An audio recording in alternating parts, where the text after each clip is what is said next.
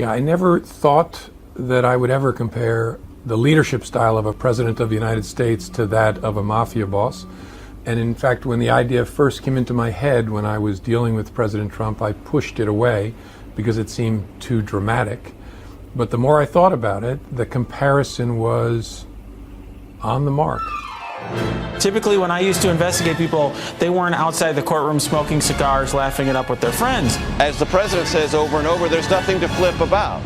That's very much like a mob family. Cohen has represented to me and almost everyone who's ever talked to him that he is fiercely loyal, and that fierceness is now going to be tested. Hello and welcome to Trumpcast. I'm Virginia Heffernan. So since I joined this show, I've been reluctant to develop even an operating theory of the rise of Donald Trump, and we've heard a lot of them. Trump as narcissist, Trump as autocrat, Trump as showman or master persuader. None of these have explanatory power. And what's most perplexing to me about Trump voters is how willing they were to act on their passions and not their interests. Their votes, like the president they elected, seem thoroughly counteradaptive. I mean, some idea that they were voting because they felt economically insecure and saw Trump as a remedy. I mean, polls show many still support him, though he's given them nothing. One of the founding principles of market capitalism is that a relatively benign set of interests in money-making will supersede our passions, our bloodlust and bigotry. Amartya Sen, the economist, gives this analogy. You're being chased by a pack of bigots who hate you for your skin or they intend to rape you. To stop them, you scatter $100 bills on the ground behind you, and they stop to pick up the money. Their greed subdues their violent urges. Stephen Greenblatt, the literary critic, has further talked about what was once called the sweetening effect of market capitalism. People only ever learn compassion and sympathy for other people, he says, because they want to sell them something, because it's in their enlightened self-interest to have customers and human revenue streams, so they learn how to live with other people and not kill them. But what about people who are greedy and bigoted at once, who want to make money but also act tribal and racist? In political economy, this is a very rare scenario, but it does exist in one place: mafias. They exist in nations even with the rule of law, like the U.S., but they don't last long. And this is what I think we're seeing with Donald Trump and his syndicate. According to Sen, these things are short-lived because they're founded on a mystery, as with a cult, that someone would wreck themselves in the name of loyalty to someone who's contemptuous of them, like they're Don or they're Donald, but they do, for a time, until they flip. So today we're talking about the mafia and prosecuting the mafia, and how the prosecution of the Italian mafia earlier this century influences the way the Southern District of New York is prosecuting the Trump syndicate today. The former federal prosecutor Mimi Rocah is my guest, and we'll be back with her after the break. Hey, Trumpcast listeners, I want to tell you about our live show coming up on Wednesday, May 30th in Brooklyn. Jamel Bowie, Jacob Weisberg, and I will be on stage talking about all the latest Trump news with a special guest. And we'll have some improv from our great sketch writers, Steve Waltine, Asher Perlman, and Kate James. It's going to be a fun show. So for tickets and more, go to slate.com/live. That's slate.com/live. Joining me on the line is Mimi Rocah. She's a former federal prosecutor in the Southern District of New York. She was Jim Comey's longtime colleague, and she has experience flipping witnesses and prosecuting the mob. Welcome, Mimi. Thanks for having me. So you were a federal prosecutor in the much vaunted Southern District of New York, SDNY, as we've all learned to call it. That's right. So I was just saying to you, in a period of widespread corruption of the Manafort variety and a Don running what seems increasingly like a version of Cosa Nostra from the Oval Office. I know you won't go so far as to say that, but I predict there's going to be an uptick of little American boys and girls wanting to be federal prosecutors, especially in SDNY. So tell me how you got there. My law career before that was actually short. I was at a law firm. I clerked for 2 judges. So I was fortunate to end up pretty quickly at the U.S. Attorney's Office. I had always wanted to be a prosecutor for some personal reasons. I had some family members who were victims of some pretty horrible crimes growing up, and that inspired me actually to want to work on sex crimes prosecutions, actually. I started at the Manhattan DA's office as a paralegal. Linda Fairstein was my idol, and I wanted to become her. I took a slightly different path, but I'm really glad that I did, because I think there's a lot of different types of important prosecution work to do, and doing it at the SDNY was amazing. I started there in February of 2001, which turned out to be interesting given that the September 11th attacks were shortly after that. And literally my office was at the center of it, physically and in terms of leading the prosecution. And it was an unbelievable time to be there. That's sort of a whole separate story, but I was part of a team that came back into the office in the few days after the attacks. They let a few of us back down there to kind of man the office, if you will, and we literally were walking around with masks on because there was smoke in the office. And the office was led at the time by Mary Jo White, who had been an incredible U.S. attorney for many, many years. And she was supposed to leave right then, but she decided to stay on to see the office through those first few months after September 11th. And it was an extremely emotional and kind of harrowing time, but the office rose to the occasion, and it just made us all stronger and more dedicated to what we were doing. And then in January, Jim Comey came in as the U.S. attorney. So that's why I think actually this backstory is important, because we've talked a lot on the show about the story of the rise of Donald Trump. We've talked about Paul Manafort. We've talked about Felix Sater, an informant. We've talked about all kinds of New York and Washington figures who chose the other path. James Comey's book, I'm almost finished, and it's well worth reading, also chronicles his experience with violent crime as a child and his decision to commit himself to prosecution and to public service. Yeah. And then he also, as you say, talks about 9/11. So there are a lot of figures, including you, who are really in the news, who were there then. Among them, of course, Comey, but also Rudolph Giuliani. So can you actually go back and this is all to me extremely relevant.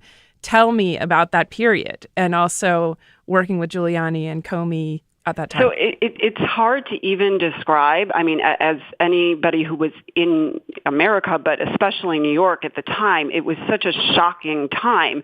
And for everyone, let alone for people who literally, I mean, I remember coming up from the subway and looking up and seeing people's faces as they had just seen the second plane hit. So I saw their reaction, and it looked like people had seen or were looking at a horror movie. And it was just a look I had never seen before in real life. And it kind of went from there. And, I think what was so amazing, though, is the way that the U.S. Attorney's Office and the people in it, and Rudy Giuliani, who, look, I do not have a lot of great things to say about him now, but I will say at that time, I didn't have personal dealings with him, but the way that he led the city in that time was helpful and comforting and reassuring. And, we needed leadership at that time, and he did provide that. I think the part about Jim Comey that's interesting is, so he came in January. So, it was a couple of months after September 11th, but it was still very raw. Mm-hmm. And he took over an office that Mary Jo White had been leading for, I forget the exact number of years, but close to a decade. And people were anxious and worried, and this new person is coming in. And yes, he had been in the Southern District of New York, but we've had this leader, and this is a very perilous time. And I remember being in the old courthouse with hundreds of people from the U.S. Attorney's Office for his first appearance in front of the whole office. And he and Mary Jo White walked in, and he's this, extremely tall man, and she's a very petite woman. And so they could not have looked more different. And they both, kind of broke the tension by making jokes about, who was Mickey Mantle and, who represented what baseball player or baseball team. And he started speaking to us. And by the end of his speech, I don't remember exactly what he said, but I remember the feeling afterwards. You could hear a pin drop, and every single person in that room was ready to follow him and do whatever he needed us to do. Whatever else people say about him, he is an impeccable leader. He is an unbelievably inspiring leader and man who truly believes in the rule of law and the role of prosecutors in trying to do good. And that was evident in that first speech, and it really, I think, comforted us all at that very perilous time. That gets to, we're skipping over a lot of moments, including, I think you were there for the Martha Stewart prosecution. Yeah. Is that right? Which James Comey in his book actually makes clear is also an important precedent for our time. I was in New York at the time, and you just think Martha Stewart doesn't go to jail. She's a person that doesn't go to jail. And yet, like Scooter Libby later, she had lied to law enforcement and obstructed justice. And there was a question that even Martha Stewart wasn't above the law. I think that was a very powerful message that you all sent, that celebrity wouldn't protect you. That's look, in my experience, I know people don't necessarily see it on a day-to-day basis, but that's been my experience in the office, both with respect to wealth, class, privilege, and also political party, that prosecutors and agents, when they look at somebody who they're investigating, they look at their actions and their words with respect to whether it constitutes a crime, not where they came from, not how much money they have, and not what political party they have. And that's what's so sad to me about what's happening today, is that people are attributing political motive to so many people in the Department of Justice. And I think this is part of what Jim Comey is trying to say. Mm-hmm.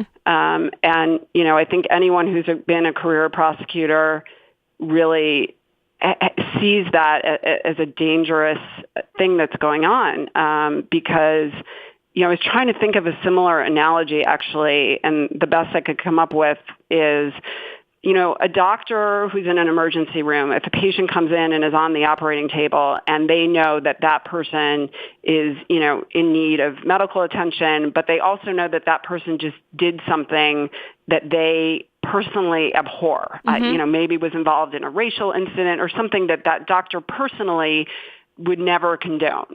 But they're not going to not treat the patient. And I'm not just talking about because they're required to. I mean, they put it aside. They put their personal feelings aside, and they deal with the medical situation because that's their job. That's what they're trained to do. And prosecutors and agents approach it, I think, in a similar way. Now, that comes to, I think, what we're all evaluating. It's like, if we could ever understand October 2016, we might understand everything. It's like 1 month in history. So you were there you were still at SDNY during this period, and you were witnessing from afar your former colleague, your former boss, make decisions, but they were decisions along the same axes that you all had decided before, that party affiliation, even gender, with Hillary Clinton. I was thinking about Martha Stewart doesn't go to jail in that period was partly because she was a woman. I was surprised, frankly, that Winona Ryder went to jail. I just thought we don't put starlets and older women in prison. And, it was still so jarring to hear people talk about Hillary and say, lock her up. But clearly, Comey, I think, was still correcting for that bias. Not only was she the front runner, had she been investigated a lot, she certainly seemed less criminal, far less criminal than her opponent. But it may have been something of the same dynamic that you all had with these earlier prosecutions. Do you think that's true? Look, I have to admit to not being unbiased when it comes to Jim Comey. I'm I have just such respect for him because I found, worked for him at a time that was so perilous. And so I say this admitting my bias. Yeah. I think that the decisions he made, whether you agree with them or not, came from a place of him trying to protect the reputation and independence of the FBI and the Department of Justice. He may have made mistakes in doing that, and it seems like in a lot of ways, many people think that backfired, and I think he has said that. But I believe that it came from his background as a Southern District and Eastern District of Virginia prosecutor, a career public official who believes in the institutions and is an institutionalist and wants to preserve their reputation. And so I think what he has said is that he was afraid that if he didn't come out and, say what he said, then, and Hillary was elected, people would view him and the FBI as having hidden the ball. There are a lot of ways to pick that apart, but to me, what I come back to is he is a truth teller. There is just no one can really question that he tells the truth. Yeah. I think reasonably, and no one can. I think we shouldn't question that he was trying to do this from that motivation. And what is all right, so let's come up to the present moment. But all this does influence how 2016 happened, and also what experience SDNY is bringing to, let's say, the prosecution of what seems to be one of their targets, Michael Cohen. I was going to say the president's personal attorney because that's the Homeric phrase we use for him, but now I think we should call him an executive in the Trump organization. Right. Let's start with how you responded to the raid. Does that seem like a decisive moment, the raid of Michael Cohen's office? Yes, but I wouldn't use the word raid because I think that's the word that Mr. Trump and some of his allies would like to use to make it sound like the FBI, sort of lawlessly went busting down Mr. Cohen's door, and that's not what happened. I mean, this is what happened with Michael Cohen. Yes, is extraordinary because of who he is affiliated with, Trump, and because he's a lawyer, and as many people have said now, getting a search warrant for a lawyer's office, home, etc., is unusual, and it should be taken extremely seriously, but it's not unheard of. Many of us who prosecuted mob cases, financial cases, all sorts of cases, got search warrants and or prosecuted lawyers. And the reason for that, and that's why I like your term that he was, not just calling him the president's lawyer, because it seems like what the Southern District is going after here is not Michael Cohen, the lawyer, but Michael Cohen, the fixer, the businessman, the do-it-all kind of person, and that doesn't carry attorney-client privilege. Those actions, they have to be careful, and they are, and they're taking it seriously. But it wasn't a raid. They got, as a court-approved search warrant that went through many layers before it even got to court. So before a judge even read and signed off on it, there were many layers of review within the U.S. Attorney's Office and within the Department of Justice. There's an office called the Office of Enforcement Operations that has to sign off on any action like this with respect to a lawyer. And having had personal experience with all of those, I can tell you they are not rubber stamps. They scrutinize what you are doing. I have had search warrants personally that I applied for a lawyer, one that was turned down because we could not yet show that there wasn't other ways to get that information that were less intrusive. And I have had search warrants for lawyers that were approved. And I went through that process. And every time I did, I said, boy, I never want to have to do this again because that was an extremely laborious process. I mean, it's taken very seriously. Was that part of the mob prosecutions? Was this a conciliary figure? So I had a couple of different lawyers' prosecutions that I was involved in. One was actually two lawyers that were involved in a Russian, you could call it organized crime, but sort of one of these staged accident medical insurance fraud rings. Oh, yeah, which is also, right, something that Cohen was close to early in his life. There seems to be some links. But this was a type of crime. It's still out there, but it was very big in, I would say, like early 2000s, it was just ballooning in New York and Brooklyn, Queens. And we, with the FBI, went after many of these organizations, and they were that because they were really a conspiracy between some medical clinics, lawyers, X-ray companies, MRI companies, where they had this whole thing set up where they would stage accidents and then have people from the accidents go into these clinics, get unnecessary treatment, go to the lawyer, get file claims against the insurance companies and against New York State and collect money. And so, we ended up going after some of those lawyers, and some of those lawyers did cooperate because it was a scam. I mean, that's the simplest way to put it. I also was involved with other prosecutors in the prosecution of a lawyer who was sort of a house counsel for the Genovese crime family. It's all public. His name was Peter Peluso. He wore a wire against many members of the family, and it led to many prosecutions. He was a lawyer who worked with this organized crime family who they tried to use him as a shield. So they would involve him in conversations thinking that meant the conversations were privileged, and that was simply not the case. Wow. Because they weren't seeking legal advice. So this pretext or effort to sort of muster and leverage privilege is not totally new to you. No, not at all. And, look, I don't know enough about the facts with Mr. Cohen here to say that they were strategically trying to do that, but even if they weren't at the time, it does seem like they're trying to claim privilege now as a way to stop the investigation from being able to go as fully forward as it should.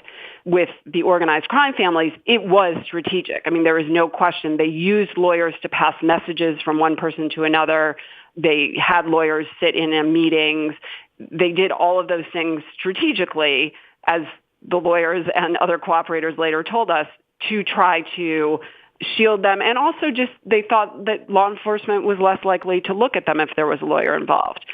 So whether Cohen and whoever he was dealing with at the time strategically thought, hey, if I'm here, and if I do this as opposed to someone else, it will be privileged. I don't know, but maybe, I think we don't know yet, the outcry of, from the Trump camp about the bashing of, destruction of the attorney-client privilege and civil liberties is just wrong, because that's not what's going on here, because seems like they're not even going into real work that a lawyer did here. They're going into work that Cohen the fixer did. And was that true also of Peter Peluso? I mean, tell me the Peter Peluso story, because some people have likened, and I was just saying that those of us playing armchair prosecutor are kind of fantasizing about how devilishly we would be able to flip Michael Cohen. And this show has also paid homage to someone I think you worked with, Andrew Weissman, right, who's in the room with Robert Mueller now, who's known for being able to flip anyone who flipped Sammy the Bull. Right, he ended up flipping on the Gambino family, is that right? This is okay. So, and that's considered one of the great flips. He was fairly high up and quite high up and had a lot to say. So, Peter Peluso, I mean, did you have a hand in getting him to wear a wire? And how did also that get around the privilege question? I mean, the Genovese family must have thought that their conversations with him were still privileged when they were anything but privileged if he was wearing a wire. Correct. So there was another prosecutor, his name John Clodner, who started that case with Peter Peluso. And so he was involved in those very initial days when they approached Peluso and tried to get him to wear a wire. And after some back and forth, he did. Wait, I have to stop you. Sure. What is that back and forth like? Well, there are different ways that it happens, but as with any cooperator, in organized crime or any other kind of case, the back and forth is, here's what you're looking at. Here's what's going to happen. Here's how this is going to play out. And it's not going to end well for you. It's going to end with you going to jail. And if you want to, make sure that doesn't happen, the best and really the only likely way for that to happen is for you to cooperate with us now. Right. And not wait for you to get charged and not wait for, your case to go and you to get convicted and other people to testify against you. So you need to get on board now. That's like a really short version of the conversation. And sometimes, it happens after one of those conversations, which lasts hours, usually. And sometimes it doesn't. Sometimes they say no, and, then they come back to you a week later, you get a call from their lawyer saying, you know what, he wants to talk to you now. Sometimes they need to see something. They need to hear a recording of somebody else having recorded them. I mean, there's so many different ways that defendants end up cooperating, even if they're not yet charged, so they're not defendants yet. And that was the case with, for example, Peter Peluso, the lawyer. He wasn't charged because once someone's charged with a criminal, prosecution, they're not as, quote, valuable as a cooperator. It's in those times before anyone knows that they are charged, that it's public, that they are in some ways most valuable as a cooperator because they have the potential to do what we call proactive work and not just provide historical cooperation. Got it. Proactive work is the wearing a wire.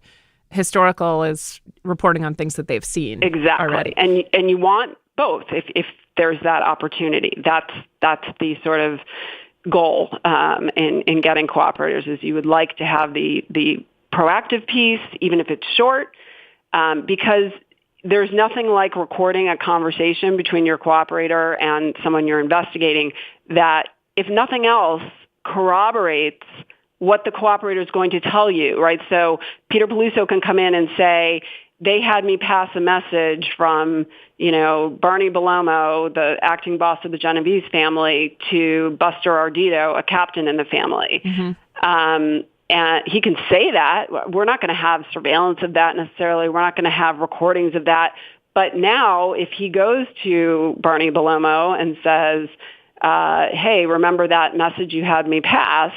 And Belomo in any way acknowledges that happened, that's really good corroboration. So you may not have the contemporaneous recording of it having happened, but now you have something where they seem to acknowledge it. So, got it. Or you in some way reference the past conduct that the cooperator are talking about. I think that happens a lot. Isn't that what happened, I think, with the woman who wore a wire with Harvey Weinstein? She was reminding him of Correct.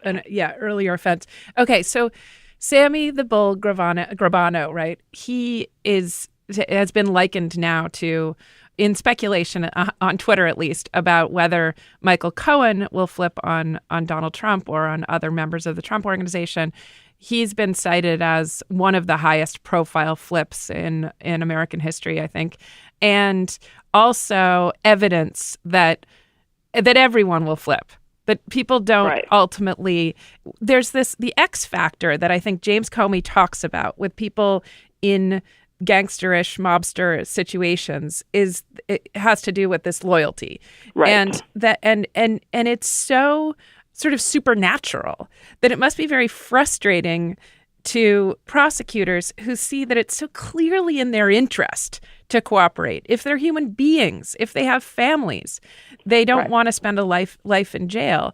And yet sometimes the pull of these promises they've made to families or to organizations or to, Cosa Nostra are so powerful that they delay. And I think with Cohen, and I've heard from reporters close to the story that Cohen's family is just torn up over what he should do.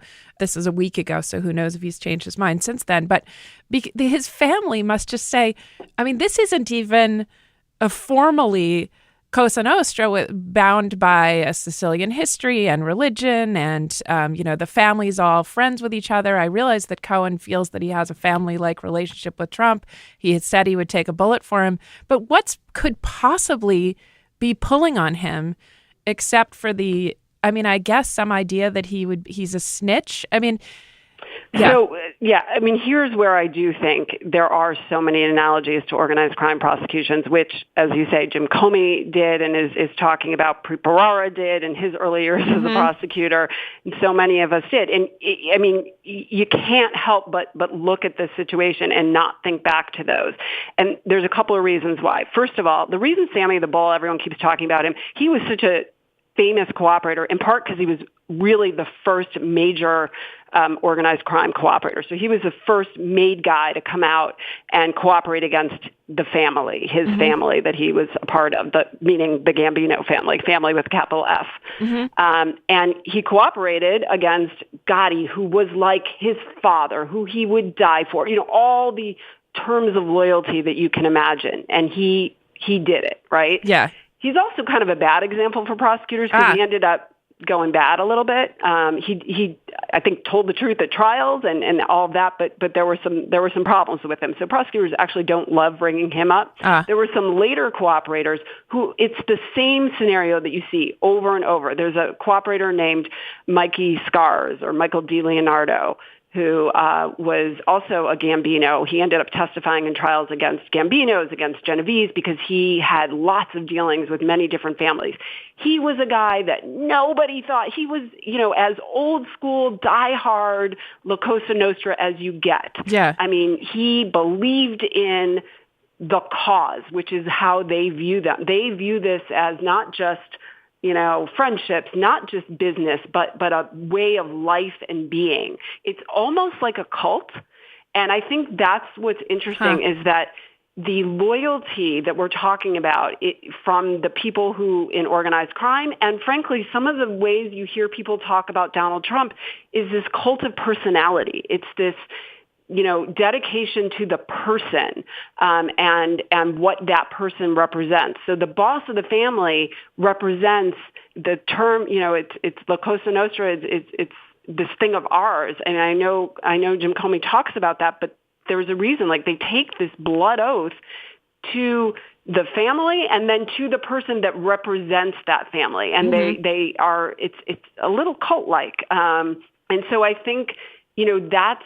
It's trying to break away from that is hard for cooperators and takes time. And I think that's probably where Michael Cohen is that it's like he took a blood oath to Trump and to that organization and to that way of life. And breaking away from that is hard, but it happens all the time. And people who say, I would take a bullet for so-and-so. Yeah. That may be true, but they won't go to jail for them. Right. I can't get enough of this conversation. We've all seen The Godfather. We know that there's something in the blood oath, the family, the Catholicism, the sort of florid religiosity, the coming to the Godfather for favors and so on. I still don't understand. The Trump organization does not seem as binding, as kind of familial, and in fact, when someone let me know that Michael Cohen would soon be prosecuted, they said someone very high up in the Trump organization, as close as you can get, who's not family, and he was the only person I could think of. Right. It's not like they have networks of other families devoted to them, the way the Gambinos had other families that deferred to them. And that should make it easier for Cohen to cooperate, frankly, because you're right. There's not that almost like societal, as you said earlier, the wives in the organized crime, the wives all are best friends and the families, and they live together in this community. While he's close, clearly, with Trump and his family, it's still more limited, as you say. And also, and you referenced this, there's not the stigma. I mean, the organized crime figure is less so now, but they still had to always get over that idea of being the, quote, rat, which is a term prosecutors don't like because it's very derogatory when really what you're doing is being a cooperating witness with the government could be seen as a noble thing. Presumably, Michael Cohen isn't going to have to get over that hump of being seen as a rat. Like, no, this is what people do. They cooperate with federal investigations, and that could be seen as something noble. He also may be he's also part of a different community that has its own kind of allegiances. You referred to earlier this medical scam. Obviously, he has this taxi business we're reading a lot about that has its own figures. I mean, he's from Long Island. He's from a close-knit Jewish community, and then there are Russian Jews and Russian non-Jews who've also worked on these other issues. So he may feel that his allegiances are all over the place. Right. Donald Trump doesn't come from any community. I mean, he doesn't talk much about it. I don't know. I've been thinking, it's this new multicultural mob is maybe progressive to have Sean Hannity, the Irishman. Sort of multicultural, right. Yeah. The other thing that's interesting, just one other point on the cooperators, is one thing that I think many prosecutors would say is the people who end up cooperating, who start from the I am never going to cooperate because I am so loyal to this person or this organization, whatever it is, end up in some ways becoming the best cooperators. Because one, they are insiders who have the most to say, right? I mean, someone who isn't that loyal to the target that you're talking about or the subject of your investigation probably, may not have as much to say, but Michael Cohen, likely was someone who, because of his loyalty, could be so trusted. So he may have a lot to say.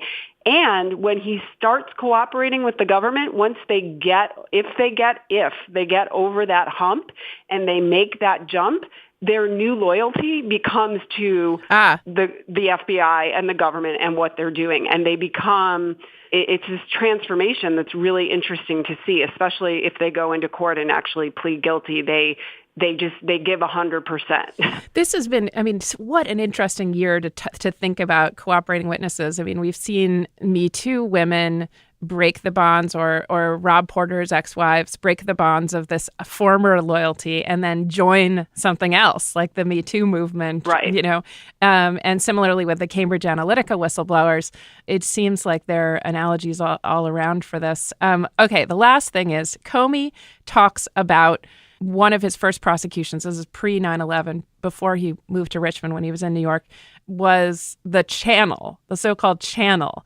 The channel, right, is what connects the LCN, the La Cosa Nostra in New York, to the Sicilian origins of it. Right. And you maybe know what I'm getting at here. Is it possible that some of these Russian mafia figures like Felix Sater and the gang in Little Odessa and Brighton Beach, whom Michael Cohen seems to have some overlap with, also speak to counterparts in Russia? I think it's possible. I mean, I would be speculating, but there's no question that, there are links, whether you're talking about Italian organized crime or Russian organized crime, between figures here in the United States and the ones that we know less well and have less access to in other countries. And again, going back to the Italian organized crime example, any prosecution we did, there was evidence of communications with, the mafia in Sicily. They're not two separate things, and I'm sure that's true, and definitely saw some of that with respect to Russian organized crime as well. Oof. Okay, well, it's going to be a bumpy but fascinating next few months, as it's been a bumpy but fascinating last few months. It feels like years. Mimi, you're a former federal prosecutor in the Southern District, and you teach, is that right, criminal justice at Pace? Pace Law School, yes. And contribute to MSNBC. Thank you so much for being here. Thank you for having me. That's it for today's show. Trumpcast is produced by Jason DeLeon. We're on Twitter @RealTrumpcast. That's @RealTrumpcast. I'm Virginia Heffernan. Thanks for listening to Trumpcast.